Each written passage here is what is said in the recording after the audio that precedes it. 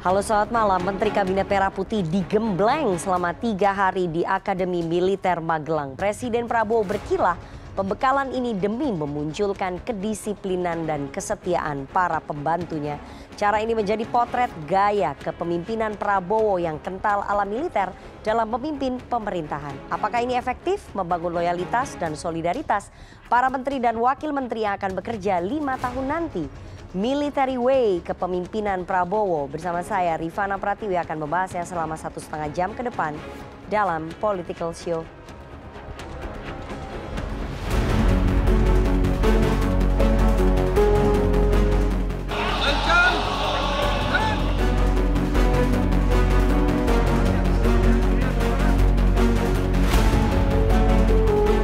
Saya tidak bermaksud membuat tenaga militer di sini.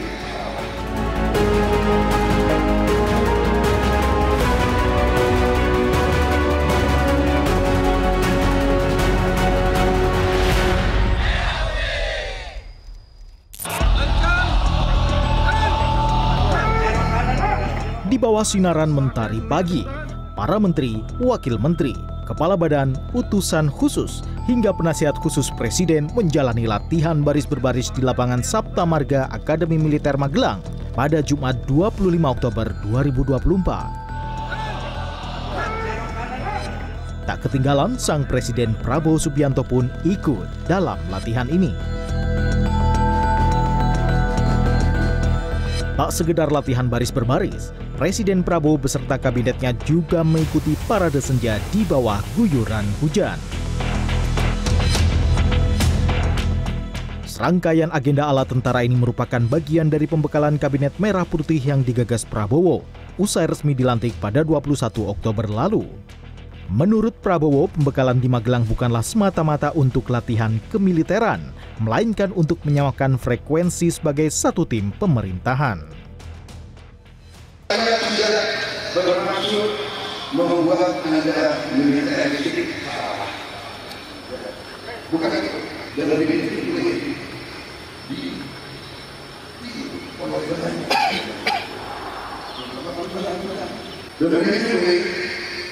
ini inti daripada semua usaha adalah disiplin.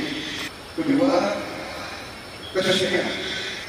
Benar-benar saudara tidak setia kepada Prabowo, setia kepada bangsa dan negara Indonesia. Saya sendiri mengatakan untuk mempertahankan bangsa dan negara, setia kepada kita semua.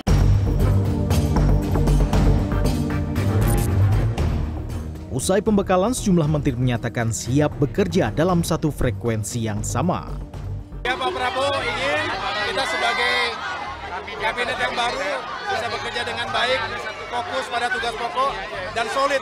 Dan inilah tujuan kita, ditanamkan nilai disiplin, kemudian juga jiwa korsa, dan sekali lagi ditanamkan nilai-nilai patriotisme di Akademi Militer ini. Seru banget, membangkitkan semangat nasionalisme, dan bagaimanapun juga sebagai anggota Kabinet Merah Putih kita semua harus bisa bekerja sama untuk membawa Indonesia maju.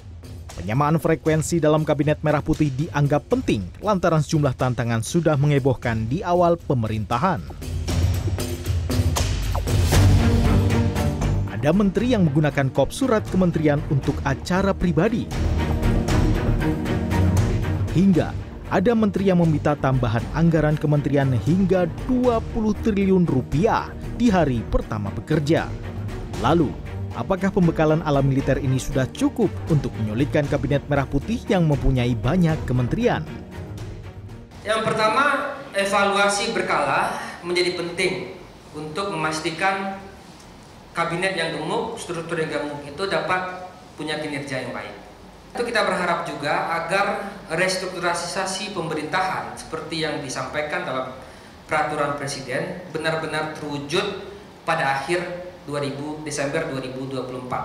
Karena kalau tidak, itu agak ragu kita, menteri dan kabinet bisa bekerja dengan baik karena akan sibuk menyelesaikan restrukturisasi atau pemerintahan.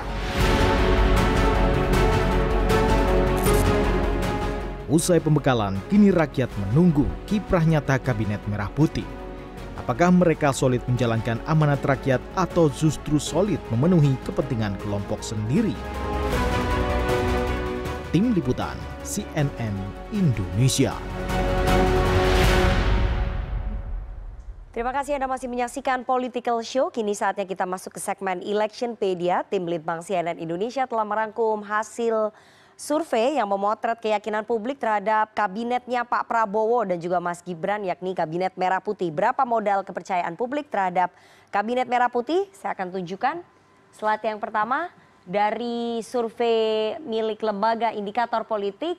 Keyakinan publik dengan kepemimpinan Prabowo ya, surveinya ini 10 sampai 15 Oktober 2024. Ini artinya 5 hari sebelum Pak Prabowo dan juga Mas Gibran dilantik sebagai presiden dan juga wakil presiden. Kita lihat slide-nya, 19,7% masyarakat sangat yakin. Kemudian ada 65,6% yang cukup yakin. Artinya kalau di total ini mencapai hampir 83% ya, 83% masyarakat yakin dengan kepemimpinan Prabowo Subianto. Kemudian ada yang kurang yakin 11,6%, yang tidak yakin 0,6%, yang tidak tahu atau tidak jawab ada 2,6%. 83% sebagai starter awal kabinet, sangat tinggi ya. Slide selanjutnya. Apakah publik percaya Prabowo mampu menjaga kedaulatan di tengah politik global? Ternyata yang sangat percaya ada 7,9%, yang percaya 73%, artinya yang percaya ini mencapai 80% lebih ya, 80% lebih percaya bahwa Pak Prabowo mampu menjaga kedaulatan di tengah situasi politik global. Kemudian yang kurang percaya ada 9,5%, yang tidak percaya 0,7%, yang tidak tahu atau tidak jawab ada 8,8%. Ini berbeda sekali dengan pada saat Pak Jokowi, Presiden ke-7 Republik Indonesia, pertama kali memimpin pada tahun 2014 itu modalnya nggak nyampe 60%, tapi Pak Prabowo modalnya mencapai 83%. Itu sangat tinggi. Slide selanjutnya. Tapi di samping kepercayaan publik yang tinggi terhadap kepemimpinan Pak Prabowo, ternyata para pembantunya ini memicu perhatian publik ataupun memantik kontroversi di publik. Saya harus bilang seperti itu karena berdasarkan riset dari Indonesia Indikator di media sosial dari tanggal 20 sampai 22 Oktober 2024 ada Teddy Indrawijaya atau Seskap Maitet, Mayor Teddy. Itu sekitar 712.551 engagement. Kemudian ada Yandri Susanto, Menteri Desa ataupun Pembangunan Daerah Tertinggal, memantik percakapan 212.134. Ini setelah kontroversi diduga menggunakan fasilitas negara untuk kepentingan pribadinya, meminta agar seluruh kepala desa hadir di haul ibunda dari Menteri Desa ya. Kemudian ada Mohaimin Iskandar 198.740, ada Yusril Iza Mahendra 193.740 engagement. Ini Prof Yusril atau Menko Hukham, Menteri Koordinator Hukum dan HAM, memicu kontroversi ketika mengatakan tidak ada pelanggaran HAM berat di Indonesia pada tahun 1998. Kemudian ada Agus Harimurti Yudhoyono 145.573. AHY memicu percakapan di publik karena sebagai Menko baru dia bingung mau berkantor di mana. Ada Natalius Pigai 116.580 engagement. Natalius Pigai memicu kontroversi di publik karena mengatakan tidak cukup anggaran dari Kementerian HAM, hanya berapa puluh miliar, yang dibutuhkan adalah 20 triliun rupiah. Oke, ada Supratman Andi Aktas 112.059, kemudian ada Menteri Agama Nasaruddin Umar 112.059 dan Sugiono atau Menlu 108.251. Oke. Selain itu ada survei pembanding dari Litbang Kompas bagaimana tingkat kepercayaan publik terhadap Prabowo dan juga Gibran. Survei Litbang Kompas 4 sampai 10 September 2024, ini 1 bulan sebelum Pak Prabowo dan juga Mas Gibran dilantik. Tinggi sekali ya.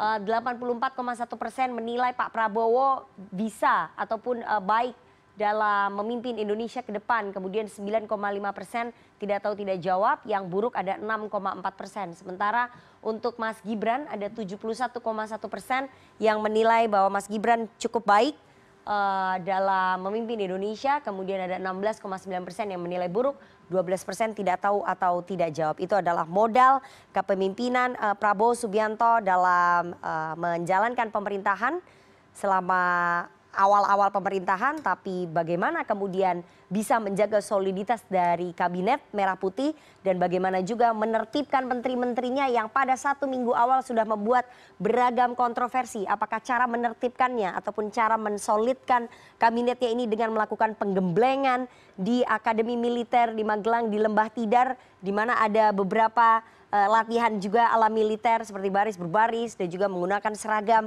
mirip tentara. Apakah itu gaya kepemimpinan military way dari seorang Prabowo Subianto yang akan diterapkan dalam memimpin Indonesia ke depan? Nanti kita akan bahas bersama dengan para narasumber saya di studio, tapi kita harus jeda terlebih dahulu. Jangan kemana-mana, tetap bersama kami di Political Show.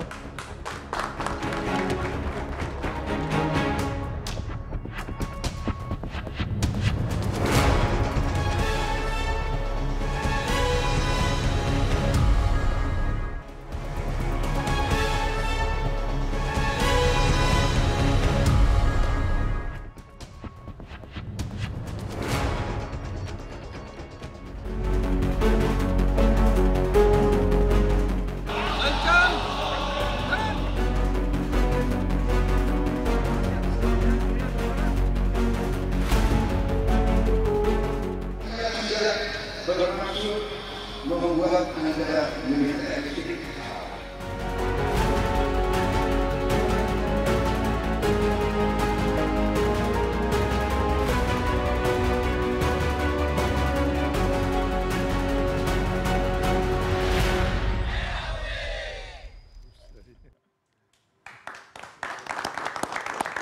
Terima kasih Anda masih bersama kami di Political Show. Menteri Kabinet Merah Putih digembleng selama 3 hari di Akademi Militer Magelang.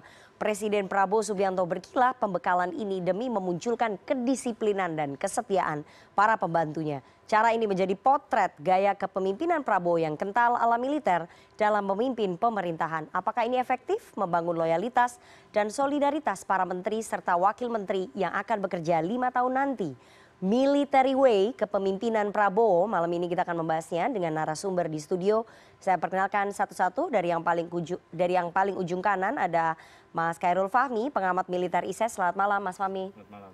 Ada Wakil Menteri Dalam Negeri yang baru saja pulang dari Lembah Tidar, Kang Bima Arya. Selamat malam Kang Bima. Salam Nana. Oke, ada juga Profesor Ikrar Nusa Bakti, analis politik dari Lemhanas. Selamat malam Prof. Ikrar. Dan Direktur Amnesty International Mas Usman Hamid. Selamat malam, Mas Usman. Dan seperti biasa bergabung langsung di studio CNN Indonesia ada teman-teman dari Badan Eksekutif Mahasiswa Universitas Budi Luhur. Nanti teman-teman dari Universitas Budi Luhur bisa bertanya, kemudian mengkritik juga bisa para narasumber saya yang ada di studio pada malam hari ini ya.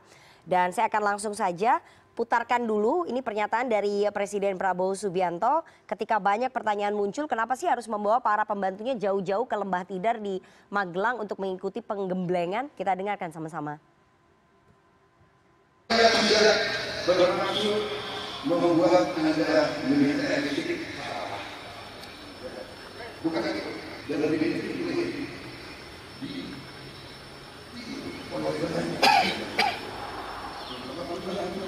dari itu inti daripada semua usaha adalah disiplin. Kedua, kesetiaan. Benar-benar saudara tidak setia kepada Prabowo, setia kepada bangsa dan negara Indonesia. Oke, itu tadi pernyataan dari Presiden Prabowo Subianto bahwa niatnya bukan kepemimpinan militeristik ya, tapi memang military way itu sering dipakai di beberapa tempat untuk menemukan kedisiplinan. Tapi saya ingin tanya dulu ya ke Kang Bima. Kang Bima, Anda mengikuti pelatihan ataupun pembekalan retreat di Akmil selama 3 hari ya. Bisa diceritakan apa saja sih sebetulnya yang diberikan di sana, kemudian digembleng di sana tuh dikasih apa aja Kang Bima? Sebetulnya yang terjadi di Magelang itu kan yang biasa dilakukan juga di perusahaan, kemudian di pemerintahan daerah. Ya, di Bogor selama 10 tahun agak rutin saya buat camp buat para kepala dinas begitu ya. Dan bahkan CPNS itu ada beberapa angkatan ya, di masa-masa yang agak lampau itu juga digojok dirindam gitu ya. Jadi bekerja sama berkolaborasi dengan teman-teman TNI. Nah di situ ada materi-materi yang diberikan begitu ya. Sebetulnya biasa aja, tidak ada yang terlalu berbeda gitu ya. Cuman karena untuk pertama kalinya dalam sejarah Republik ini dilakukan oleh presiden baru untuk kabinet baru, maka menyita perhatian publik. Menurut saya sangat wajar karena publik kan punya ekspektasi yang besar begitu ya. Dan sangat penting juga untuk terus dikritisi karena ini pertama kali gitu ya. Satu saya kira yang sangat terasa oleh kami di sana adalah frekuensi yang disamakan. Kita ini macam-macam loh latar belakangnya. Ada birokrat, ada politisi, ada tentara, bintang 4, ada 6 peraih di Makayasa di sana. Ada banyak partai politik. Ada artis, ada aktivis, macam-macam lah gitu ya. Jadi kalau frekuensinya itu nggak dicoba untuk disamakan, gimana kita mau terkonsolidasi? Itu pertama. Yang kedua, frekuensi itu kan tatarannya pada gagasan, pada pikiran gitu ya. Tapi kan beda hal lagi kalau kita harus bekerja bersama-sama. Nah makanya di situ dibangun chemistry. Dalam banyak sesi, menteri dan wamen itu diacak gitu ya. Jadi kita sangat mungkin duduk di sebelah menteri. Sangat mungkin para wamen itu di depan menteri. Kadang-kadang gabung gitu ya. Ada sesi-sesi mengelompok berdasarkan kementerian. Tapi sangat sering sesi itu diacak. Jadi kita lebih kenal lagi. Saya nggak bisa membayangkan kalau nggak ada pengkondisian seperti ini. Dengan jumlah kementerian yang bertambah, latar belakang yang berbeda, targetnya besar. Targetnya luar biasa, 8% economic growth. Indonesia emas gitu. Terus nggak ada pengkondisian. Saya jadi wali kota aja pengkondisiannya luar biasa. Ya, semua begitu, membangun militansi. Memimpin perusahaan dengan 30 orang, itu harus ada outbound. Semua juga begitu, pakai baju militer tembak-tembakan. Apalagi kabinet dengan target yang luar biasa, dengan ekspektasi publik yang luar biasa. Jadi saya kira ini sesuatu yang berbeda dan sangat wajar juga untuk dikritisi. Tetapi mari kita lihatlah ke depan tahapan berikutnya, yaitu menjalankan apa yang diarahkan oleh Bapak Presiden gitu. Oke, materi pembekalannya apa aja, Kang, kira-kira yang disampaikan oleh Pak lengkap Prabowo banget dalam gitu ya. Ini kan bukan hanya di sini, Nana. Di Hambalang itu Bapak Presiden menyampaikan gagasan dalam konteks geopolitik. Oh jadi kita paham, oh berarti mazhab Indonesia sekarang ada di sini, kira-kira begitu ya. Di tengah persaingan konstelasi global, kita menempatkan diri gimana? Memposisikan diri terhadap kepentingan asing seperti apa, itu satu. Terus kedua, gaya kepemimpinan kan berbeda-beda. Pak Jokowi, Pak SBY berbeda-beda. Dan Pak Prabowo menunjukkan bahwa ini cara saya, ini ikhtiar saya, kira-kira begitu ya. Oh kami jadi paham, oke, berarti beliau inginnya seperti itu gitu kan. Yang kedua, banyak juga best practices dari international konteks gitu ya. Tentang korupsi, tentang ekonomi gitu ya. Tentang, ini juga yang menarik, cara menghadapi media.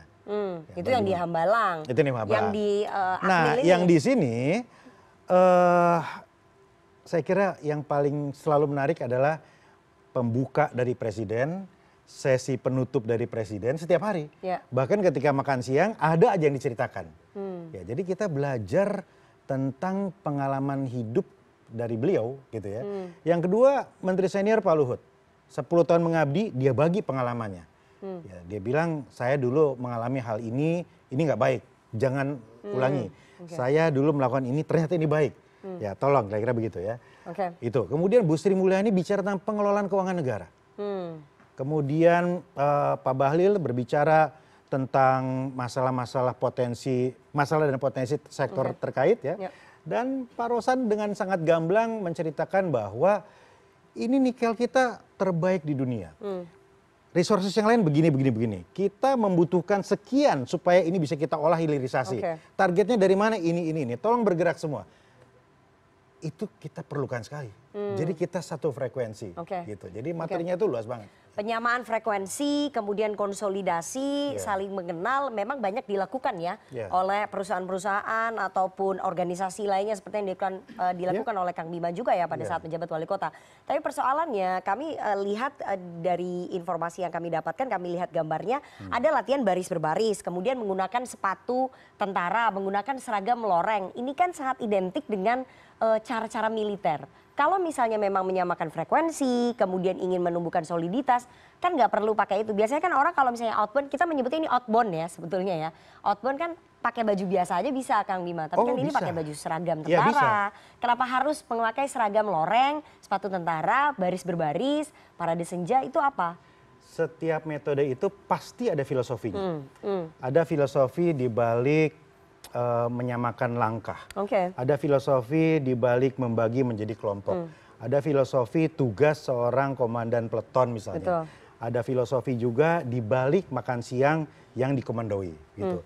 Ya ini cara baru yang kita sekarang ikhtiarkan begitu ya. Nah, masalah baju loreng, baju kaos itu biasa saja. Di mana-mana kan begitu. Kadang-kadang kalau metode training seperti ini pakai kaos. Kadang-kadang ini ya, kemarin pun kadang pakai, ini barangkali kita pakai 2 kali gitu ya. Iya, betul. Nah, yang lain pakai training model yang warna biru, warna biru, lain-lain gitu. Jadi biasanya. Tapi tapi begini ya, bagaimanapun juga tempat ini menghasilkan, memproduksi pemimpin-pemimpin besar pada masanya. Mas Ikrar pasti punya banyak catatan. Siapa jenderal-jenderal yang dihasilkan di sini dan menempatkan diri dalam sejarah sebagai pemimpin yang dianggap baik kan ada juga di sini. Begitu ya. Jadi artinya ada simbol kehormatan di sini. Ada rasa kebangsaan, ada patriotisme dibangkitkan di sini. Kita dikenalkan di sini bahwa Jenderal Anu di sini begini. Dulu ini begini, dulu dihukum di sini karena begini. Kita naik ke Lembah Tidar, ya. Jadi bukan hanya loreng-lorengnya saja, tapi ada nilai di situ. Filosofi yang Anda sampaikan tadi itu kan berarti filosofi dan metode baru yang memang ingin dikenalkan Pak Prabowo kepada para pembantunya ya. Artinya kalau kita bisa baca metode dan filosofi baru yang ingin dikenalkan ke para pembantunya, yang ingin disampaikan oleh Pak Prabowo, message-nya adalah ini adalah gaya kepemimpinan saya, gaya ala militer, military way, begitu ya? Bahasanya Bapak Presiden adalah military way. Military way kan berarti kalau di bahasa Indonesia kan adalah? Ya, jalan militer, jalan militer kan bahasa Indonesianya, artinya ya, gaya disitu kan turunnya banyak ya. Ada masalah Ya. disiplinnya, ada masalah komandonya, dan lain-lain gitu ya. Artinya memang itu adalah metode dan filosofi baru yang ingin beliau sampaikan ke para pembantunya. Ini bagaimana saya akan memimpin Indonesia ke depan, saya akan memimpin kalian-kalian semua. Banyak contoh dari beliau ya, bagaimana Singapura mengambil keuntungan dengan model wamil di sana, misalnya kan gitu. Bisa cocok, bisa tidak gitu. Tapi kan kita nggak terapkan itu secara total di anak-anak SMA kita kan. Tapi sebagian-sebagian kita adopsi, kira-kira begitu. Tapi ini diterapkan dulu di para pembantunya Pak Prabowo? Oke, saya mau ke Prof. Ikrar. Prof. Ikrar, pemilihan Lembah Tidar di Akmil Magelang. Kemudian simbol-simbol seperti penggunaan seragam loreng, sepatu tentara, kemudian baris berbaris. Kita sulit untuk bisa tidak menganggap bahwa ini kuat sekali military way-nya seperti yang disampaikan oleh Pak Prabowo. Bagaimana Anda melihatnya simbol-simbol militer ini? Ya, kebetulan ya. Saya pernah ke sana tahun 1980 waktu saya masih menjadi wartawan di Surat Kabar Kampus UI Salemba. Kenapa demikian? Karena waktu itu kebetulan mahasiswa UI yang ikut dalam drum band Universitas Indonesia itu tinggalnya di Magelang. Ya. Dan di situ ada sesuatu yang baik ya, bahwa misalnya harus bangun pagi, kemudian sholat subuh kalau yang muslim ya, kemudian juga apa istilahnya itu olahraga dan sebagainya. Itu bagian dari kedisiplinan juga ya. Dan di situ saya juga melihat bahwa Anda tahu bahwa itu dalam Lembah Tidar itu adalah tempat kawah Chandra di Muka untuk apa namanya melahirkan tentara-tentara kita ya dari Akademi Militer ataupun Akabri ataupun AMN ya, yang kemudian menghasilkan mereka-mereka yang bisa mendapatkan bintang apa istilahnya itu sebagai terbaik lah gitu. Nah, kita juga lihat bahwa terus terang ya, itu kan tadi Bung Bima udah mengatakan bahwa calon PNS setelah saya, bukan saya, itu juga pernah dididik di Rindam ya. Dan di dalam pendidikan itu memang cukup kuat ya olahraganya dan sebagainya. Walaupun Anda juga tahu kadang-kadang ada korbannya juga yang nggak kuat, ada juga yang meninggal gitu kan. Dan di lembaga yang sekarang saya bekerja ya, Lemhanas. Ya itu juga itu salah satu yang didisiplinkan itu adalah persoalan tadi ya, bangun pagi, kemudian sholat, olahraga, kemudian juga ada outbound bareng-bareng supaya mereka saling mengenal dan sebagainya. Tapi itu yang harus kita bedakan antara kepemimpinan gaya militer dengan kepemimpinan gaya sipil. Kenapa demikian? Karena dulu Pak Hasnan Habib pernah mengatakan pada saya, tentara sama sipil itu beda, Krar. Kalau tentara itu kata kunci adalah komando. Ya. Sementara kalau sipil itu adalah dialog atau demokrasi.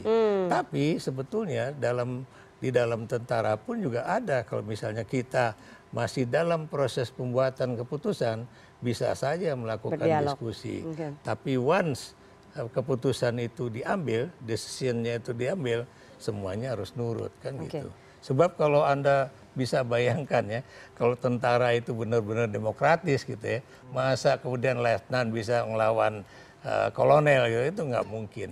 Sebaliknya juga seorang sipil juga demikian ya, kalau kemudian cuma di komando terus ya, itu nanti juga mereka juga akan merasa. Tapi dengan penggemblengan di Akmil ini, kemudian dengan berbagai simbol militer ini, Prof. Ikrar melihat bahwa memang yang ingin disampaikan message-nya dari Pak Prabowo ke para pembantunya ini adalah gaya kepemimpinan saya komando itu tadi, dengan military way. Kalau saya nggak melihat seperti itu.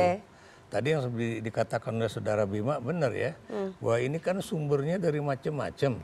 Dan saya juga harusnya, saya merasa bahwa itu kurang ya, untuk penyamaan persepsi, penyamaan misalnya pada tahapan yang terendah, kira-kira ini yang jadi calon menteri, calon wakil menteri atau jabatan yang lain itu memiliki satu basis yang sama nggak? Saya beri contoh misalnya ya, kalau kita bicara mengenai adanya pemecahan misalnya Kementerian HAM dan Hukum.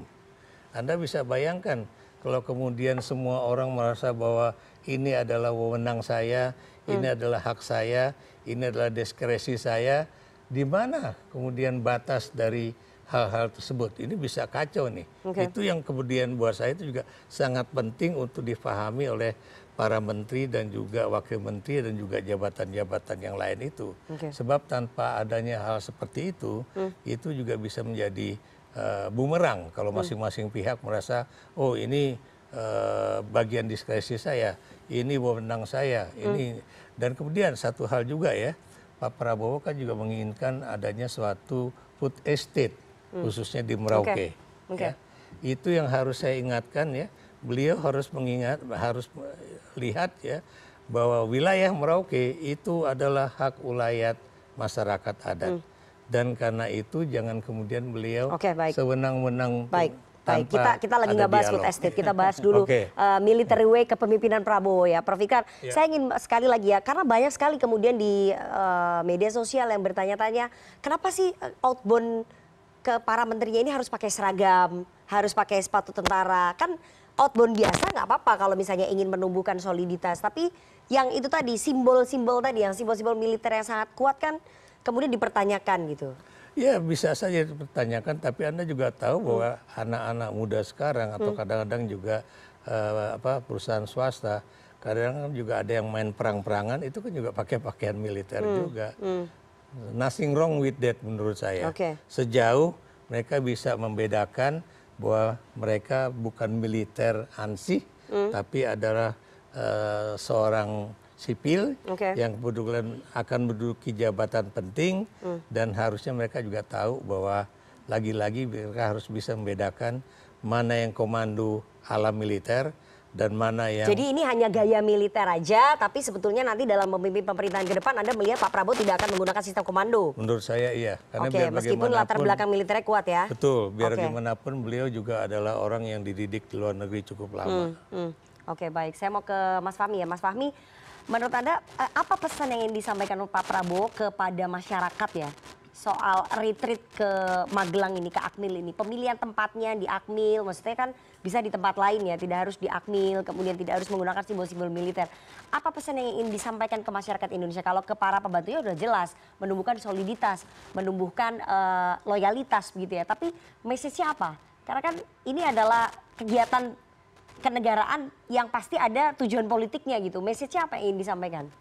Kalau Anda lihat. Kalau saya melihat ini bagian dari upaya Pak Prabowo untuk menunjukkan bahwa pemerintahannya akan responsif, tangguh gitu ya, tangguh dan tentunya juga adaptif gitu ya terhadap dinamika. Nah ini yang mungkin penting untuk diketahui publik di tengah kompleksitas, di tengah ketidakpastian dan dinamika kawasan maupun dinamika global. Jadi sesuatu yang ingin ditunjukkan adalah bahwa pemerintahan ini akan responsif, akan bisa melakukan membuat keputusan-keputusan yang baik gitu ya di tengah tekanan, di bawah tekanan misalnya, di bawah tekanan, di tengah situasi yang tidak pasti, di tengah keterbatasan informasi bahkan mungkin begitu ya.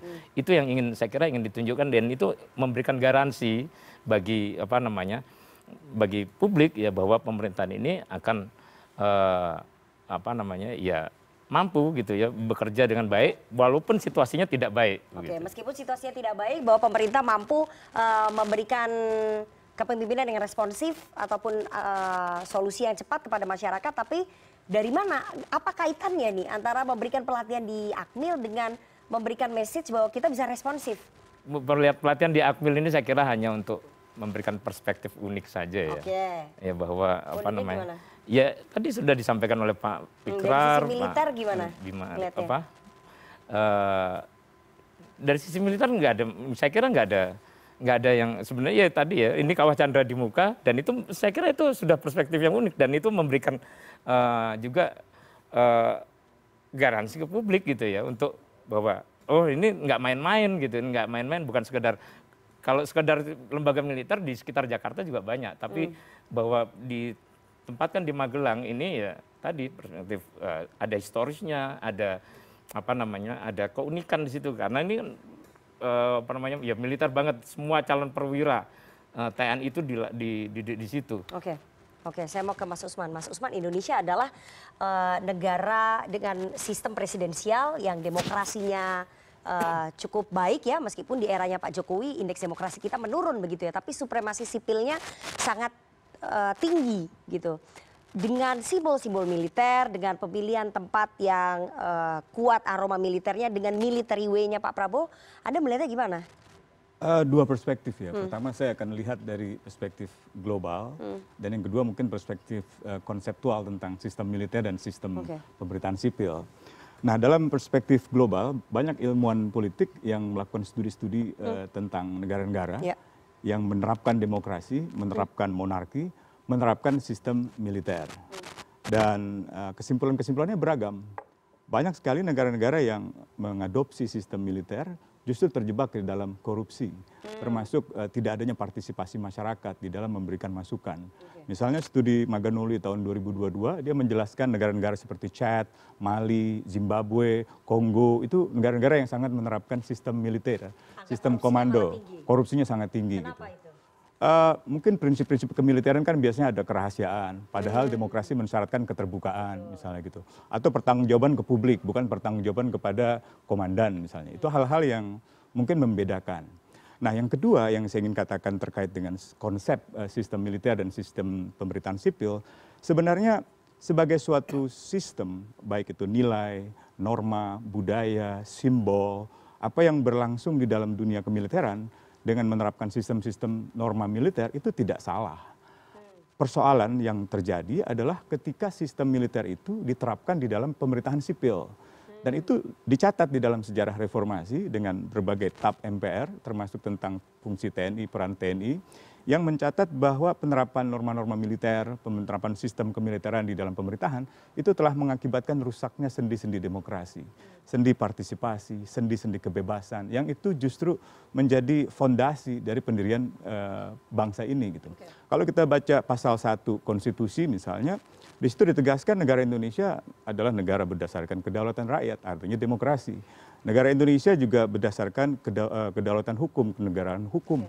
Artinya semua orang dipandang setara, tidak ada hierarki di dalam melihat orang dengan orang lain gitu. Dan yang terakhir baru negara itu berbasiskan kesatuan.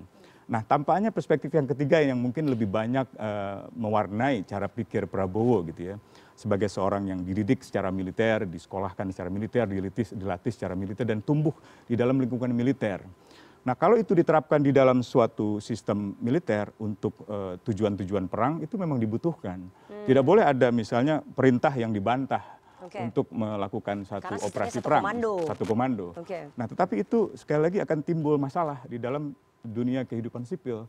Tidak usah jauh-jauh misalnya di dalam sekolah-sekolah pendidikan sipil ketika menerapkan sistem pendidikan militer, rekrutmen militer, atau orientasi-orientasi awal militer itu banyak sekali korbannya.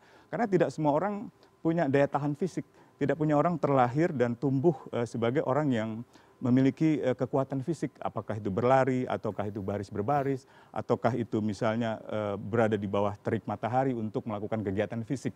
Semua orang punya keunikan, dia punya kecerdasan intelektual yang beragam, punya kecerdasan mental yang beragam. Karena itu saya membayangkan ketika ada semacam orientasi para menteri, mungkin lebih baik diarahkan pada pemecahan problem-problem yang konkret. Misalnya, taruhlah problem lingkungan, krisis iklim yang mendapat sorotan dunia Indonesia. Indonesia punya hutan di Papua misalnya, itu menjadi satu dari 3 hutan dunia yang sekarang ini sangat terancam. Kongo, Amazon, dan Papua. Bagaimana kita memecahkan problem itu? Diskusi kelompok, membahas masalah itu. Atau misalnya yang kedua, beberapa sarjana seperti Profesor Hal Hill memprediksi bahwa pemerintahan Prabowo akan mengalami kesulitan ruang fiskal. Dan dia tidak akan mungkin bergerak dari perencanaan anggaran yang sudah ada di dalam APBN tahun 2025 yang sudah ditetapkan. Dan ia memprediksi pertumbuhan Indonesia tidak akan seperti yang tadi disampaikan oleh Pak Bima, misalnya 8%. Paling jauh hanya 5,1%. Dan itu akan menimbulkan kontraksi ekonomi ke depan. Nah, belum lagi perspektif hak asasi manusia. Apakah ada misalnya pemecahan masalah terkait dengan problem-problem hak asasi manusia. Bagaimana pembangunan dilangsungkan tanpa merugikan hak ulayat masyarakat adat di misalnya di Merauke. Atau bagaimana pembangunan sebuah kota bisa melibatkan partisipasi masyarakat. Nah, hal-hal semacam itu yang tentu sangat penting. Dan terakhir mungkin dalam sudut pandang militer pun kita harus ingat bahwa setelah Indonesia menjalani reformasi, perspektif kemiliteran kita itu bukan lagi perspektif kemiliteran berbasis matra angkatan darat, baris berbaris atau misalnya hal-hal yang sifatnya ada di dalam kontinental gitu. Melainkan perspektif kemaritiman, perspektif kepulauan, karena negara Indonesia adalah negara kepulauan. Karena itu Undang-Undang Pertahanan tahun 2002 atau Undang-Undang TNI tahun 2004 menegaskan sistem pertahanan kita berbasis kepulauan. Karena itu mungkin menteri-menteri itu juga perlu diorientasikan misalnya untuk membicarakan masalah-masalah di tingkat kemaritiman, misalnya Pulau Natuna, atau misalnya problem-problem illegal fishing, atau problem-problem batas laut misalnya, atau hal-hal lain yang saya kira berkaitan dengan sektor pertahanan. Sektor pertahanan misalnya tentang alat utama sistem persenjataan. Bagaimana kita tidak lagi memiliki alutsista yang katakanlah tidak terawat sehingga bisa tenggelam dan mengorbankan para prajurit. Bagaimana pesawat kita atau pesawat tempur kita, helikopter kita di Papua tidak lagi yang tidak layak sehingga menimbulkan banyak korban para prajurit dan seterusnya. Jadi saya kira secara global perspektif banyak negara yang menerapkan sistem militer justru terjebak di dalam korupsi, ketertutupan, kerahasiaan yang justru merugikan negara itu. Tapi Pak Prabowo mengatakan tidak mengadopsi militeristiknya, hanya military way-nya saja untuk menumbuhkan kedisiplinan. Tapi ya, apakah Anda melihat ini cikal bakal ke depannya akan memakai military way? Ya tentu kalau bicara ke depan kita masih harus melihat waktu ya. Tapi pernyataan semacam itu kan terdengar oksimoron dia terdengar kontradiktif, tapi memiliki kebenarannya sendiri gitu. Bisa dibenarkan, tapi bisa juga saling tolak belakang gitu. Nah ini yang kita harus lihat ke depan. Kita tahu Pak Prabowo kalau lihat rekam jejaknya 2014 atau 2019 dalam kontestasi elektoral misalnya, itu kerap kali menyampaikan pidato-pidato yang justru menafikan sistem demokrasi gitu. Ya misalnya ingin kembali ke Undang-Undang Dasar 1945. Apa itu artinya? Artinya tidak ada pemilihan langsung, tidak ada partisipasi masyarakat dalam pemilu. Apa itu artinya? Tidak akan ada lagi misalnya kelembagaan peradilan yang sekarang kita miliki, Mahkamah Konstitusi dan seterusnya. Tidak akan ada lagi perlindungan terhadap hak asasi manusia. Dan hak asasi manusia itu nilai yang sangat universal. Pak Prabowo pernah misalnya beberapa kali mengatakan kita ini harus membela pribumi, anti asing itu bisa menimbulkan semacam kebencian pada kelompok minoritas seperti Tionghoa atau kelompok di Papua gitu. Nah, di dunia ini sekarang ini para sarjana sedang khawatir dengan bangkitnya fasisme baru. Satu sistem pemerintahan yang berdasarkan pada pengkultusan pemimpin, a cult of a leader gitu. Nah, ini muncul di Hungaria dengan Viktor Orban, muncul di India dengan Narendra Modi, muncul di Amerika dengan Donald Trump, dengan Putin misalnya. Mereka sebenarnya adalah para pemimpin yang populis, ya seperti Pak Prabowo, seperti Pak Jokowi, yang sebenarnya sedang menghadapi kesulitan-kesulitan ekonomi, krisis ekonomi, tetapi tidak ada jawaban yang jitu untuk menjawab problem ekonomi, akhirnya memberi satu ilusi, memberi fantasi baru, fantasi tentang kebangkitan sebuah bangsa, fantasi tentang kehebatan sebuah bangsa gitu. Nah itu bisa fatal akibatnya, bisa seperti Mussolini di Italia, bisa seperti Hitler di Italia, atau bisa seperti Hitler di Jerman, atau bisa seperti Donald Trump di Amerika gitu. Itu yang saya kira kekhawatiran-kekhawatiran yang mungkin bisa dicatat. Dan paling terakhir mungkin karena Pak Prabowo tahu banyak menteri sering mengeluarkan pernyataan kontroversial, perlu ditertibkan dengan mungkin dengan cara itu. Soal gitu. penertiban itu ya, tapi saya mau ke Kang Bima. Kang Bima, jadi kalau menurut Mas Usman justru di negara-negara yang sudah ada ketika menerapkan military way itu malah justru angka korupsinya semakin tinggi. Karena ada prinsip ketertutupan di situ, bukan keterbukaan. Saya kira terlalu jauh kita menerawang ke arah perubahan sistem politik hanya dengan melihat fenomena 3 malam 4 hari di Magelang. Ya. Kita harus bedakan, ada leadership style, gaya kepemimpinan, dan ada sistem, gitu ya. Nah, ini hanya leadership style. Ya? Ini kita melihat jelas Pak Prabowo menyampaikan pesan bahwa ini cara saya memimpin, begitu kira-kira ya. Cara membuat keputusan, cara mengkoordinasikan para pembantunya, dan cara membaca peta geopolitik, kira-kira begitu. Ini kan belum sampai ke persoalan mendefinisikan ulang sistem, belum. Walaupun kalau kita pelajari dari setiap masa kepresidenan, sah-sah saja setiap pemimpin itu melakukan tafsir ulang terhadap tujuan berbangsa dan bernegara. Ya, ditafsirkan lagi, diletakkan lagi dalam konteksnya, begitu kan. Nah, kalau masalah sistem, nanti tentu ada proses lagi. Sangat mungkin ada usulan untuk mengkaji sistem pemilu. Tapi ke arah mana, apakah masuk ke wilayah yang dikhawatirkan, ataukah hanya penyempurnaan, itu kan tergantung public discourse yang dibuka nanti. Yang penting jangan kembali ke masa lalu kan? Ya, tidak ada yang ingin setback sampai kemudian terjadi pengebirian terhadap hak-hak paling mendasar, hak bersuara, hak berpendapat, kan begitu. Tidak ada saya kira yang ingin setback ke sana. Tetapi jangan lupa ya, saya kira perlu juga untuk dilakukan assessment sejauh mana sistem yang ada ini klop, matching, nyambung dengan tujuan berbangsa dan bernegara, itu mensejahterakan gitu. Sejauh mana kemudian sistem politik yang ada membuat tidak ada kesenjangan yang tinggi.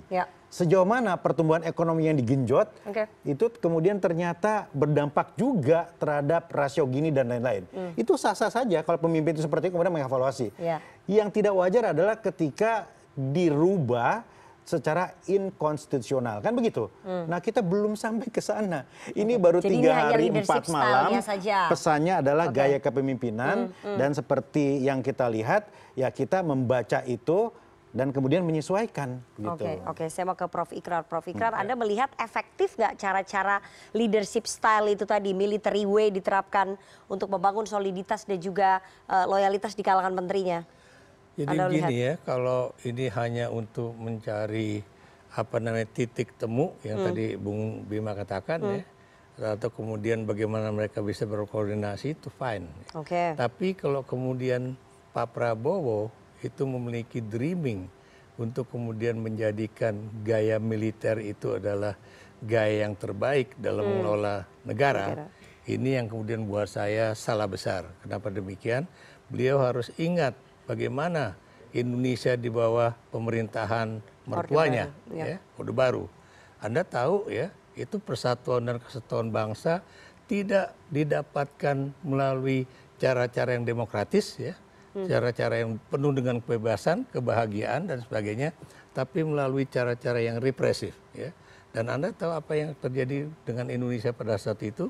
Kita juga secara ekonomi hancur, ya. Dan kemudian juga dari sisi Gini rasio itu tinggi sekali itunya, ya. Kemudian kalau kita lihat juga dari persatuan dan kesatuan bangsa tidak tercipta di Papua misalnya, itu gerakan Papua Merdeka makin jadi-jadi. Demikian juga di Aceh. Tapi Anda lihat bagaimana gaya pemerintahan juga seorang militer, mantan militer ya, SBY dalam menangani misalnya penyelesaian masalah Aceh dengan cara dialog, dengan cara demokratis, dengan apa mengikut sertakan. Lebih sipil begitu ya? Ya, itu akhirnya selesai. Itu yang saya bilang perbandingan semacam itu juga harus diingat oleh Presiden Prabowo. Karena kalau misalnya kemudian penerapan military way ini terus dilanjutkan dalam mengelola negara, itu justru akan menimbulkan tekanan psikologis nanti bagi masyarakat sipil. Bukan tekanan psikologis aja, tapi juga akan membangkitkan kembali gerakan-gerakan pemisahan diri, ya, ataupun apa namanya itu perpecahan di dalam Republik ini. Itu tadi hanya leadership style kalau menurut Kang Bima ya. Jadi bukan cara dalam mengelola negara ya, hanya leadership style saja ya Kang Bima ya. Ya betul. Baik. Nanti kita akan tanya lebih dalam apakah leadership style-nya Pak Prabowo yang mengadopsi military way ini bagian dari menertibkan beberapa anak buahnya ataupun beberapa pembantunya yang sudah mulai membuat blunder di publik. Kita harus jeda terlebih dahulu, jangan kemana-mana, bersama kami di Political Show.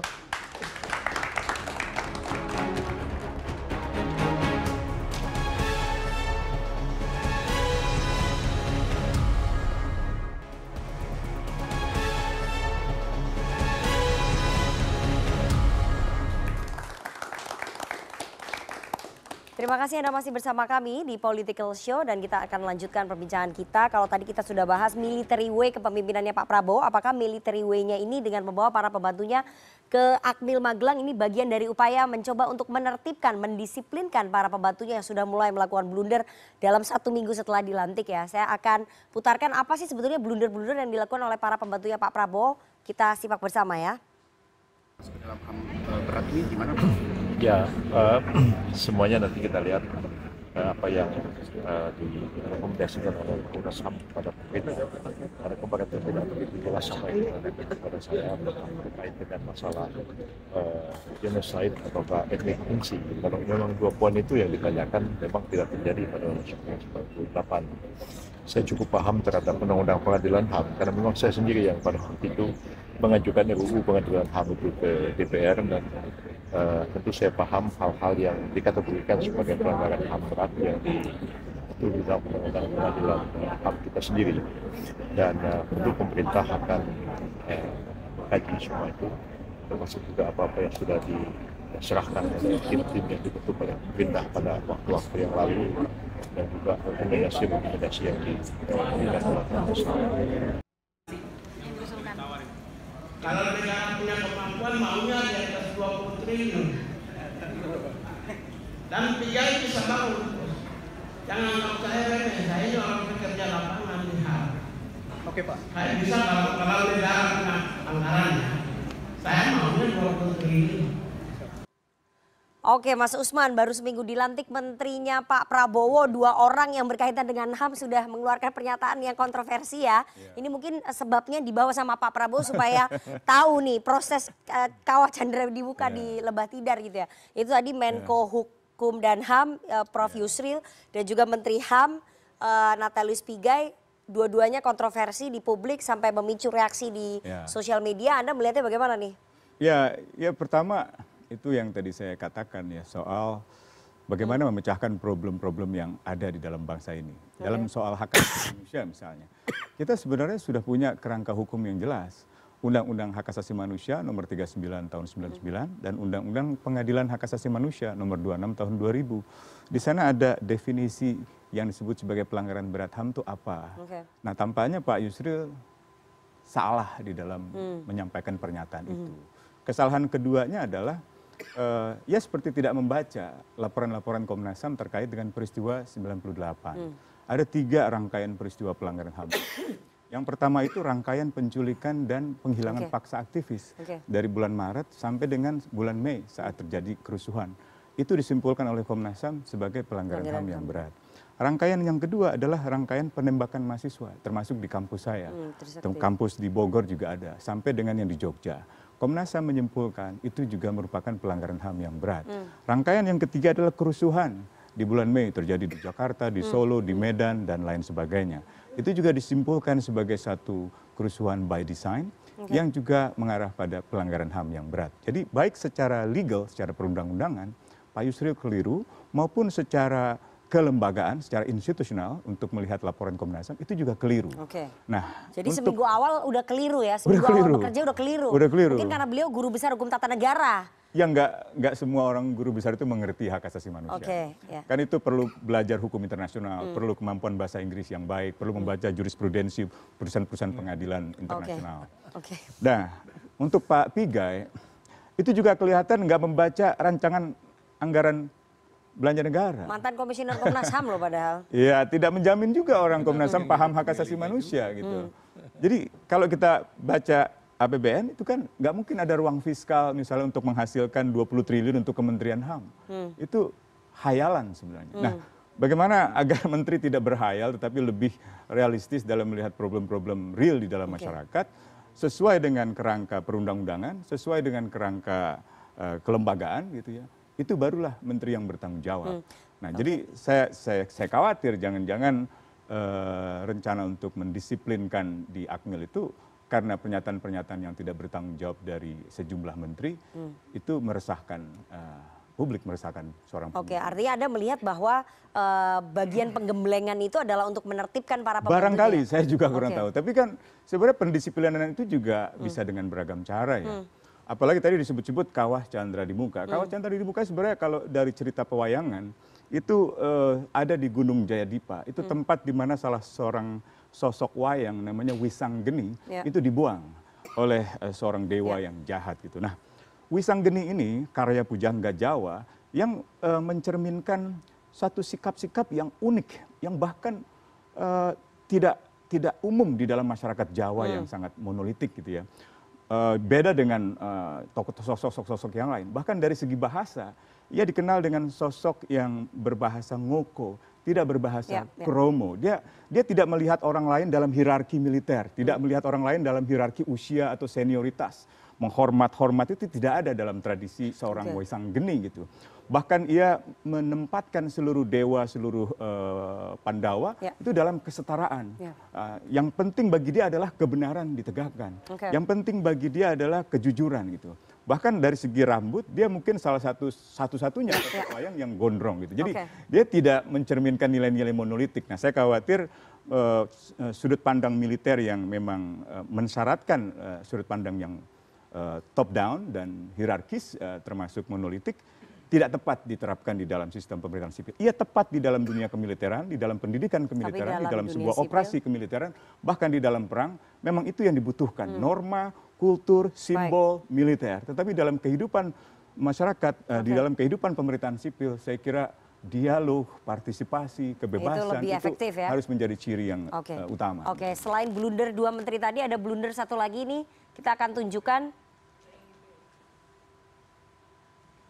Blunder dari salah satu pembantunya Pak Prabowo ya. Jadi Menteri Desa dan Daerah Tertinggal Republik Indonesia ini ada kop suratnya dalam memperingati haul almarhum ibunda dari Menteri Desa kepada seluruh kepala desa pondok pesantren untuk kepala desa untuk berkumpul di pondok pesantren. Saya mau ke Prof. Ikrar ya. Prof. Ikrar, ini bentuk penyalahgunaan wewenang nggak yang dilakukan oleh pembantunya Pak Prabowo? Iya. Kenapa untuk kepentingan pribadi? Dia menggunakan kop surat menteri kan, yang dia katakan bahwa tidak sesen pun katanya dia menggunakan anggaran negara. Saya mau nanya sama dia, itu emang yang nyetak kop suratnya siapa? Ya. Kemudian di situ ada stempel biru, pakai stempel kantor, itu punya siapa? Dia bikin sendiri di tukang stempel atau itu miliknya kantor? Ya.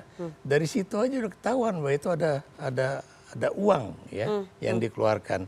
Nah kemudian menyalahgunakan kop surat itu bukan suatu hal yang main-main ya. Apalagi itu bukan cuma terkait dengan haul ibundanya, tapi ini terkait dengan pencalonan isinya untuk menjadi pejabat kepala daerah ya di Kabupaten Serang. Jadi itu hal-hal yang buat saya tuh salah itu. Seharusnya, maaf nih saya bukan manas-manasin ya, harusnya kalau Pak Prabowo itu mau menyatakan bahwa dia anti korupsi, dia akan kemudian menindak tegas pembantu-pembantunya yang melakukan satu penyalahgunaan wewenang, harusnya diambil tindakan duluan. Walaupun itu akan terkena kepada kadernya partainya Mas Bima. Begitu kan. Jadi Anda melihat bagian dari penertiban di Akmil itu ya yang salah satu yang ditertibkan yang begini-begini nih? Iya, harusnya begini loh, orang tuh harus sadar.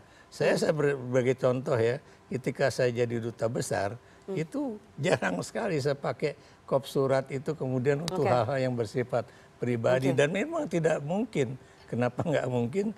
Kecuali kalau memang saya berhubungan dengan mahasiswa dalam kaitannya sebagai dubes dengan mahasiswa sebagai warga negara Indonesia di sana, itu memang pakai kop pribadi. Baik. Saya mau ke Kang Bima. Kang Bima, dalam pembekalan tertutupnya Pak Prabowo ada nggak arahan-arahan khusus dari beliau kepada para pembantunya untuk tidak melakukan blunder-blunder, apalagi 1 minggu setelah dilantik sudah melakukan blunder, termasuk salah satu rekan separtainya Kang Bima ini. Ada nggak itu? Ada 3 hal yang harus diperhatikan oleh pejabat publik, baik diksi, gestures, kebijakan dan lain-lain. 1, apakah pantas secara politically correct, apakah layak secara etika, ethically correct, dan apakah wajar secara hukum, legally correct, kira-kira begitu ya. Yang ideal adalah 3-tiganya tidak bermasalah. Tapi seringkali secara legal oke, tapi tidak etis atau tidak layak gitu. Secara politis tidak, atau secara politis oke, yang lain tidak gitu kan. Nah, kami menangkap selama pembekalan itu kita digembleng, digojlok untuk bisa berselancar sehingga kita mampu untuk menjadi pemimpin dengan bersikap layak di 3 ranah tadi. Ada pernyataan khusus dari Bapak Presiden dan juga disampaikan langsung oleh Seskap ya, bahwa Anda semua, the best and the brightest of Indonesia, itu harus sadar bahwa tidak lagi berbicara atas nama diri sendiri. Tidak lagi representasi personal, tapi mewakili lembaga dan negara. Jadi tolong berhati-hati. Nah, yang tadi disebutkan blunder-blunder tadi, ya saya kira sudah diingatkan dan sudah juga secara langsung mendapatkan teguran begitu ya. Nah, inilah fungsinya pembekalan dan penyamanan frekuensi tadi. Ya. Itu berarti bagian dari menertibkan yang blunder-blunder tadi? Iya, ya ini adalah fase yang harus dilewati. Nah kan persoalannya adalah apakah kemudian semuanya satu frekuensi secara politis, secara etika, secara legal, kemudian tidak ada persoalan, bersikap, bertindak gitu kan. Ya nggak boleh lama-lama juga penyesuaiannya gitu kan. Tetapi seperti yang disampaikan oleh Presiden melalui Mensesnek, bahwa evaluasi kan terus berjalan. Ya sangat mungkin kemudian ternyata bereskalasi secara cepat, akhirnya semuanya bisa menyesuaikan. Tapi sangat mungkin juga ada yang kemudian tidak bisa menyesuaikan sehingga harus dievaluasi. Itu terjadi di zaman Pak SBY, terjadi di zaman Pak Jokowi. Ya sehingga semua menteri sekarang sadar, nggak bisa ini kita sembarangan, nggak bisa kita santai-santai. Hati-hati dalam diksi, hati-hati yang kebijakan, bekerja keras dan lain-lain. Telat aja jadi masalah. Nah, ini kan insentif gitu untuk target-target yang lebih bagus tadi. Nah sekarang ya berpulang lagi, bagaimana kita bisa menyesuaikan itu. Dan menurut saya publik punya peranan yang sangat kuat untuk mengkritisi. Jadi nggak apa-apa yang seperti ini. Kan semua juga, wah nanti kita kalau blunder lagi bisa menjadi atensi publik yang seperti kemarin. Jadi menghindarkan itu supaya energi tidak terbuang. Jadi pembelajaran di awal yang sangat-sangat bagus menurut saya. Itu untung terjadi sekarang. Ya, yang dianggap blunder tadi, supaya ke depan nanti semuanya belajar untuk terus menyesuaikan diri menjadi lebih baik. Baik, saya ke Mas Fahmi ya. Mas Fahmi, pembekalan di Akmil Magelang ini memang cara Pak Prabowo mencegah supaya tidak terjadi penyimpangan politik lagi ataupun blunder-blunder politik lagi ke depan, seperti yang dilakukan oleh para pembantunya di awal-awal ini. Iya, ini cara yang baik untuk menunjukkan ya cara militer tadi, military way untuk bagaimana menertibkan para pembantunya gitu ya. Tapi bukan sekedar military way saja sebenarnya ya yang ditunjukkan di Akmil ini. Kenapa? Kalau military way beneran gitu ya, yang blunder-blunder tadi mungkin udah ditampar, udah di push up, suruh jangan ulangi gitu kan.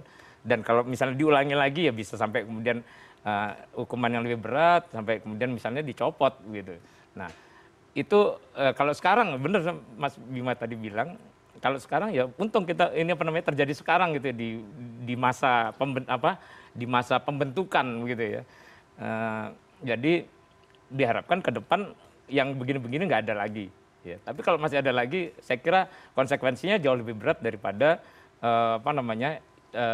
kemarin. Mungkin kalau kemarin cuma ditegur-tegur gitu ya, tegur tanpa diperlihatkan ke publik misalnya gitu. Tapi kalau gaya militer kan dia hukuman itu nanti akan ini juga progresif, eskalatif gitu ya. Jadi kesalahan kedua ya mungkin akan lebih berat lagi ininya, konsekuensinya. Gitu. Bahkan ya mungkin tidak akan boleh ada yang ketiga bahkan gitu ya. Jadi sudah kalau ada ketiga ya sudah reshuffle misalnya begitu. Oke baik, saya akan putarkan ya pernyataan Pak Prabowo di sidang kabinet pertama terhadap para pembantunya ini. Begitu banyak orang yang mau mengabdi. Tidak ada orang di sini yang kebal, yang tidak patuh, tidak bekerja keras untuk bangsa dan negara dan rakyat. Saudara saya beri wewenang, copot segera.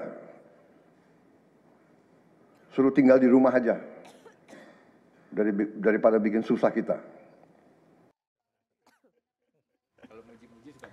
Oke, saya mau ke Prof. Ikrar ya. Prof. Ikrar, kalau berdasarkan pernyataan Pak Prabowo tadi ya, bahwa tidak ada yang kebal di ruangan ini, artinya Pak Prabowo apakah ingin menunjukkan bahwa kalau Anda tidak serius ataupun Anda tidak mau mengikuti arahan saya, tidak tertib begitu ya, terus melakukan blunder, ya pasti akan saya copot. Ya. Jadi itu suatu pernyataan yang tegas ya. Walaupun saya berani mengatakan bahwa Pak Prabowo itu berubah. Berubah sangat drastis dibandingkan ketika dia misalnya menjadi calon wakil presiden bersama Megawati. Kenapa demikian? Kalau ada mahasiswa bertanya misalnya tentang yang tadi Usman pertanyakan ya, soal pelanggaran HAM di masa lalu, khususnya penculikan dan penghilangan aktivis, wah itu dia marahnya bukan main. Tapi kalau sekarang Anda lihat ya, sekarang lebih ngomongnya itu lebih menunjukkan kewibawaan dia sebagai seorang pemimpin. Dan buat saya ya, apa yang dikatakan itu juga akan dia pegang. Yang dia pegang maksud saya itu pokoknya kalau lo misalnya dalam catatan gue begini berbuat ini salah, kemudian melakukan korupsi, kemudian tidak bekerja dengan sangat baik, jangan salahkan saya kalau misalnya 6 bulan kemudian Anda diganti. Berarti Anda melihat bahwa ini tidak akan bertahan lama ya kabinet ini? Reshuffle akan dilakukan lebih cepat kalau misalnya dilihat dari pernyataan. Saya tidak mengatakan kabinet ini tidak akan berlangsung lama, tapi seperti yang tadi Bima katakan, evaluasi akan dilakukan, assessment akan dilakukan, bukan mustahil sebelum 1 tahun sudah ada orang yang kena reshuffle. Oke, berarti akan tidak bertahan lama dong? Kalau iya, dari tapi bukan kabinet yang tidak. Iya, maksudnya reshuffle beberapa orang. Bisa itu kan tetap reshuffle. Oke, jadi dengan pernyataan itu Anda melihat bahwa tidak ada toleransi ya? Oh iya, asalkan lagi-lagi asalkan jangan kemudian seperti yang dilakukan oleh Presiden Jokowi misalnya, dia melakukan reshuffle misalnya tanpa alasan yang spesifik tentang kesalahan apa yang dilakukan menteri, tapi cuma gara-gara ada partai yang belum kedapetan, belum dapat jabatan, makanya kemudian diganti orang ya tanpa membuat satu kesalahan apapun. Tapi ini mudah-mudahan tidak terjadi di era Pak Prabowo ya. Jadi maksud saya reshuffle itu memang harus dilakukan pada saat ada yang salah. Itu satu, kedua reshuffle itu juga tidak akan dilakukan oleh Pak Prabowo ketika dia sudah menjadi seorang presiden yang disebut dengan demisioner atau lemdak presiden. Oke, baik. Saya mau ke Kang Bima lagi. Kang Bima, ada dan juga teman-teman para pembantunya Pak Prabowo ini melihat ancaman tadi, Anda semua tidak akan kebal nih. Itu kan sebagai bentuk dalam tanda kutip ancaman ya dari presiden ya, bahwa kalau misalnya Anda semuanya tidak bekerja dengan baik, tidak tertib, terus melakukan blunder, Anda akan kita copot gitu. Itu kan. Iya, kami menangkap pesan bahwa reward and punishment akan dilakukan. Itu cara military way berarti, reward and punishment? Wah tidak, nggak harus military way ya. Tapi saya sebagai wali kota aja, dulu kan ya bagi yang berprestasi saya kasih reward. Lurah ya naik pangkat gitu. Tapi kalau ada yang indikasi bermain-main ya kita geser. Itu kan reward and punishment. Tapi di eranya Pak Jokowi nggak banyak yang dilakukan, nggak banyak yang dicopot. Ya, tidak ada saya nggak masuk ke wilayah itu, tapi ya kita menangkap bahwa ya kalau kita kerja sungguh-sungguh, ya kita melihat juga kan bagaimana rekam jejak Pak Prabowo membangun partai dan lain-lain gitu ya. Kecenderungan reward and punishment itu berjalan ya akan sangat kuat begitu ya. Artinya semua pembantunya kan berusaha untuk bekerja untuk mendapatkan reward daripada punishment. Kan begitu kira-kira kan. Menurut saya itu sangat wajar. Itu insentif untuk bekerja keras. Oke, Mas Usman. Untuk rapat kabinet pertama cukup keras ya ketika mengatakan bahwa tidak ada yang kebal di dalam ruangan ini. Itu kan cukup keras diungkapkan oleh seorang presiden dengan gaya kepemimpinan yang seperti itu. Anda melihatnya gimana, Mas? Ya, sebagai sebuah negara yang demokratis gitu ya, dia tetap harus diletakkan dalam kerangka demokrasi itu. Untuk public official, pejabat-pejabat publik, itu paling tidak ada 5 metode pengawasan dan pertanggungjawaban atas perbuatan atau kebijakannya. Yang pertama pengawasan internal. Yang kedua pengawasan eksekutif. Dua pengawasan itu mungkin ada di dalam ranah presiden. Yang ketiga adalah pengawasan legislatif di parlemen. Komisi berapa bertanggung jawab kepada pengawasan menteri tertentu dan seterusnya. Setelah legislatif itu judicial oversight, pengawasan judicial. Jadi kalau ada perbuatannya atau tindakan yang melanggar hukum, itu dipertanggungjawabkan di pengadilan. Dan yang terakhir public oversight, pengawasan publik. Ini yang tadi Bung Bima tadi tekankan, publik harus mengkritisi gitu. Nah, dalam kerangka 5 pengawasan inilah kita melihat pemerintahan dimanapun, kapanpun gitu. Kasusnya Menteri mengeluarkan Kopsurat tadi, sebenarnya bisa dilihat dari 2 sudut yang paradoks ya. Sudut yang pertama, ia seperti menerapkan sistem kemiliteran kan, jalan militer, komando. Ya. Seluruh perangkat di bawahnya diperintahkan, dari kepala desa sampai RT. Itu yang berlaku di masa Orde Baru 32 tahun. Dan akibatnya tidak ada partisipasi dari bawah. Padahal sebagai menteri baru mestinya dia menyerap aspirasi, bertanya kepada perangkat desa sampai dengan perangkat RT apa masalah di tingkat bawah terkait dengan portofolio kementeriannya. Bukan sebaliknya, apalagi tadi Mas Ikrar jelaskan itu sudah tergolong penyalahgunaan kekuasaan.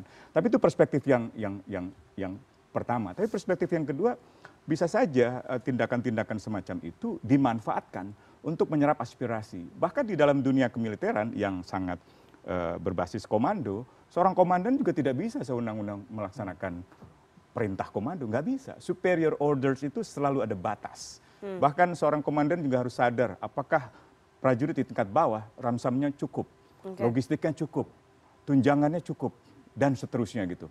Jadi tidak serta-merta sistem militer itu di dalam dunia kemiliteran itu tidak dibutuhkan gitu. Justru di dalam pemerintahan sipil ini bisa blunder, bisa sangat problematik gitu. Contohnya tadi itu contoh konkret betapa hierarki di dalam kemiliteran tidak bisa diterapkan di dalam pemerintahan sipil. Sebaliknya, ya di dalam pemerintahan sipil dia memerlukan dialog. Dia harus bertanya kepada Pak RT, Bu RT, Bu RW, Pak RW, Bu Lurah, Pak Lurah, apa kebutuhan di bawah gitu. Lalu dirumuskan dalam sebuah kebijakan. Kebijakan itulah yang menjadi semacam pedoman. Bukan kata-kata menteri, bukan kata-kata presiden, tapi kebijakan. Kalau presiden, kata-kata konstitusi, kata-kata undang-undang, bukan kata-katanya. Kalau kata-katanya bertentangan dengan konstitusi, tidak boleh dipatuhi. Di dalam pelanggaran HAM berat saja, kalau seorang misalnya prajurit melakukan tindakan, katakanlah pelanggaran hukum, tanggung jawab itu ada pada komandan. Baik itu komando yang memerintahkan, atau tidak memerintahkan tapi tidak mengambil tindakan penghukuman, atau tidak mengambil tindakan apa-apa tapi dia tahu atau punya alasan seharusnya dia tahu, dia bisa dimintai pertanggungjawaban. Jadi saya kira kita harus secara proporsional menempatkan military way itu pada tempatnya. Kalau di dalam pemerintahan sipil, dia tetap diikat oleh democratic way, oleh civilian way. Seorang Prabowo itu dipilih secara demokratis melalui pemilihan umum. Dia bertanggung jawab kepada masyarakat gitu. Nah itu yang saya kira harus dipikirkan kalau sampai ke depan ada wacana penghapusan hak pemilihan langsung, itu bisa berbahaya, itu bisa mengkhianati kedaulatan rakyat. Gitu. Oke, kalau kata Kang Bima tadi terlalu jauh, itu hanya Betul style sekali. of leadership aja. Iya, baru seminggu aja kita udah lihat blunder-blunder itu. Baik. Makanya kita harus prediksi sejauh mungkin. Ya. Kemungkinan-kemungkinan kita harus optimis, yang bisa terjadi gitu. tetap berpikiran positif kalau menurut Kang Bima. Optimis ya, boleh tapi harus rasional. Tetap harus waspada harus ya. Rasional, harus healthy skeptics kalau saya. Gitu. Oke, baik. Bagaimana teman-teman mahasiswa, teman-teman muda melihat military way kepemimpinan presiden baru kita? Kita harus jeda terlebih dahulu, jangan kemana-mana, tetap bersama kami di Political Show.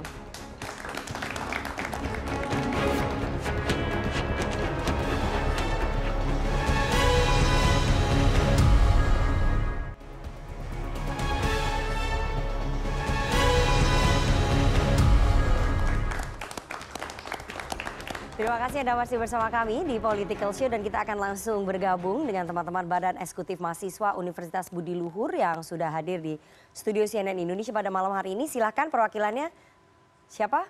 Ya.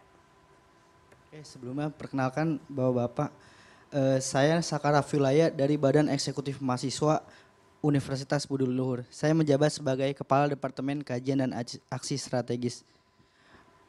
Dari tadi saya sudah mendengarkan Bapak-Bapak berdiskusi bahwasanya yang sudah kita ketahui bersama gitu, 1 minggu bekerja menteri-menteri ini sebagian sudah ada yang blunder lah, membuat statement dan sebagainya.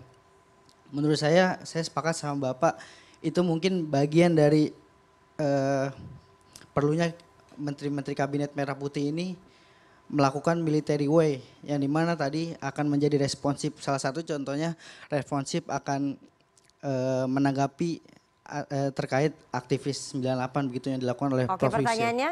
Untuk pertanyaannya, menurut Bapak-Bapak sekalian, apakah pembekalan military way yang dilakukan oleh Prabowo Subianto sebagai Presiden Indonesia kepada Kabinet Merah Putih, apakah bentuk bagian dari militerisasi gitu? Sekian dari kami. Baik. Oke, satu lagi. Sebelumnya perkenalkan, nama saya Dimas Putra Setiawan, saya dari perwakilan Himpunan Mahasiswa Kriminologi HI. Saya ingin bertanya kepada Bapak Bima Arya, apakah pola kepemimpinan military way ini akan membawa kita kepada kepemimpinan yang otoriter? Karena pada kepemimpinan Soeharto juga memiliki gaya kepemimpinan yang sama, yaitu bergaya militer. Ya. Lalu yang kita ketahui bahwa Pak Presiden Prabowo memiliki latar belakang yang sama dengan Pak Soeharto, yaitu memiliki pendidikan militer.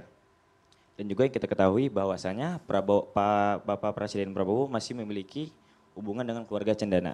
Sekian, terima kasih. Baik, pertanyaannya bagus sekali. Apakah ini akan membawa military way Pak Prabowo ini akan membawa kita ke era kepemimpinan otoriter seperti Pak Harto? Ya, sebetulnya saya sudah sampaikan tadi, agak terlalu jauh spekulasi ke sana. Yang kedua, kita kan lihat juga perjalanan Pak Prabowo menuju titik ini, kan beliau melewati 4 atau 5 pemilihan presiden, mulai dari konvensi Golkar, 5 kali berarti kalau sama berpasangan dengan Bu Mega, kemudian melawan 2014, Pak Jokowi 2 kali sampai sekarang, begitu kan, agak panjang. Jadi ada proses demokratis yang dilalui, gitu kira-kira ya. Jadi saya kira terlalu jauh kalau kita berspekulasi akan ada perubahan sistem secara dramatis, begitu ya. Ya saat ini kita melihat adalah gaya kepemimpinan yang ditunjukkan yang mengarah kepada hal-hal yang dipersepsikan ya ala militer gitu kan. Nah, tetapi di banyak organisasi, di banyak lembaga gaya-gaya yang taktis, responsif, cepat, tegas gitu, itu juga bisa kita temukan walaupun bukan punya latar belakang militer. Ya. Orang-orang sipil yang gayanya agak-agak military way agak banyak. Orang-orang militer yang gaya-gayanya seperti sipil juga agak banyak.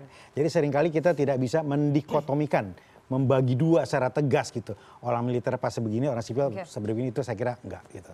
Mas Fahmi, ada kekhawatiran dari mahasiswa bahwa ketika Pak Prabowo punya latar belakang yang militer begitu ya, punya kedekatan juga dengan keluarga Cendana, mantan penguasa Orde Baru, dan gayanya mirip begitu, akan membawa kita ke kepemimpinan otoriter?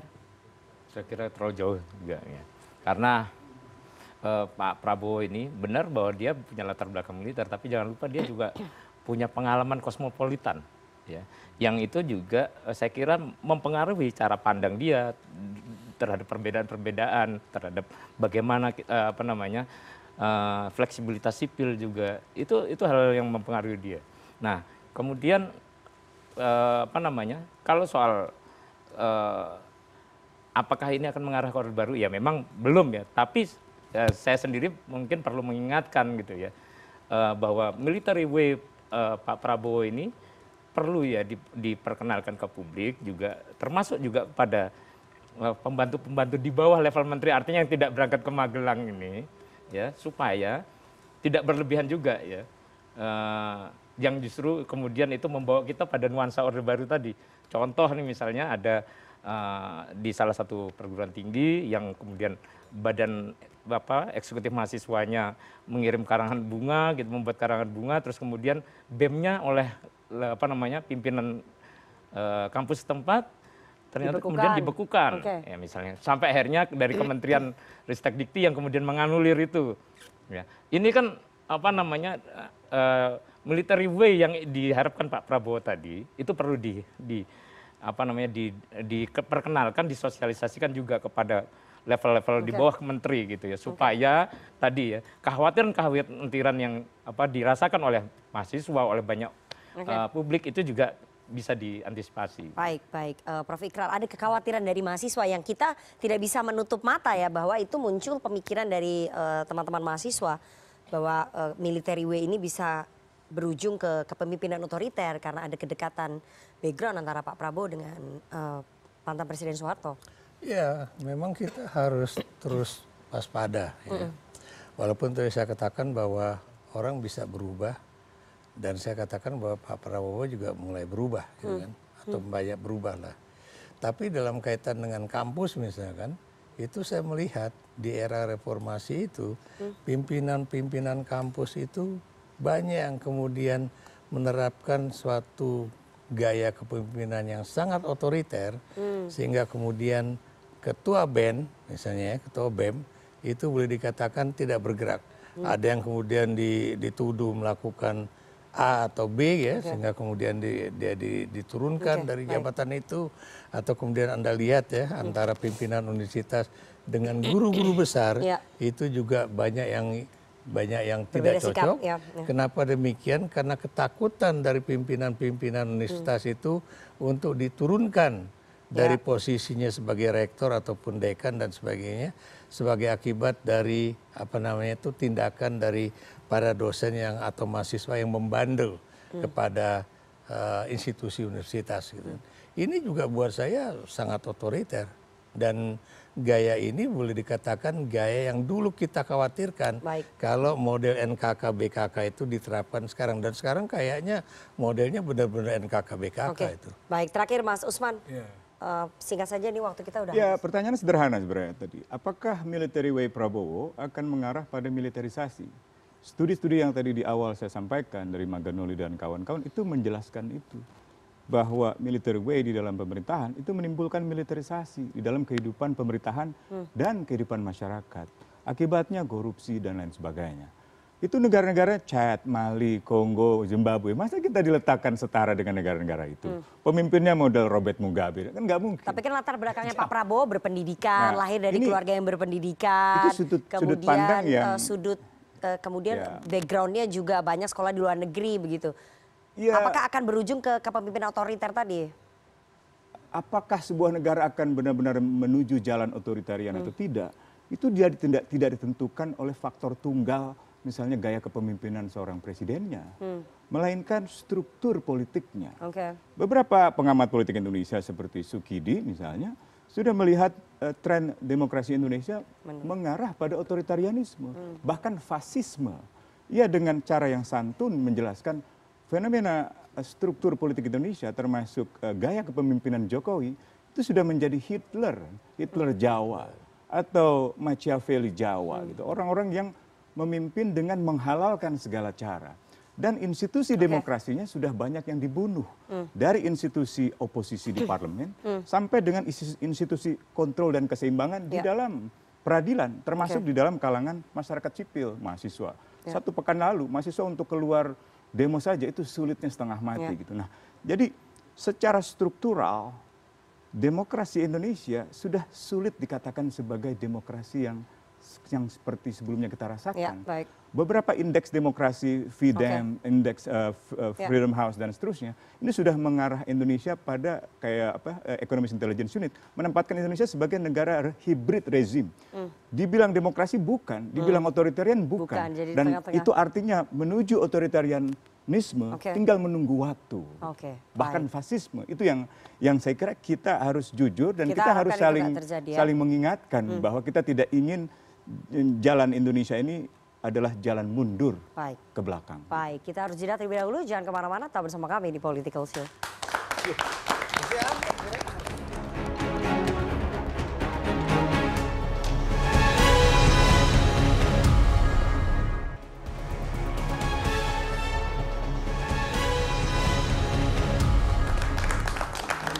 Itu tadi perbincangan kita selama 1,5 jam ke belakang tentang military way kepemimpinan Prabowo. Kita harapkan itu hanya sekedar style of leadership seperti yang disampaikan oleh Kang Bima terhadap bosnya ya, terhadap Presiden Prabowo. Bahwa ini adalah style of leadershipnya Pak Prabowo, military way dalam menertibkan para pembantunya, dan kita tidak berharap ataupun kita tidak mengharapkan bahwa Indonesia akan dipimpin ataupun dikelola dengan militeristik, dengan otoritarian seperti yang tadi disampaikan oleh Mas Usman.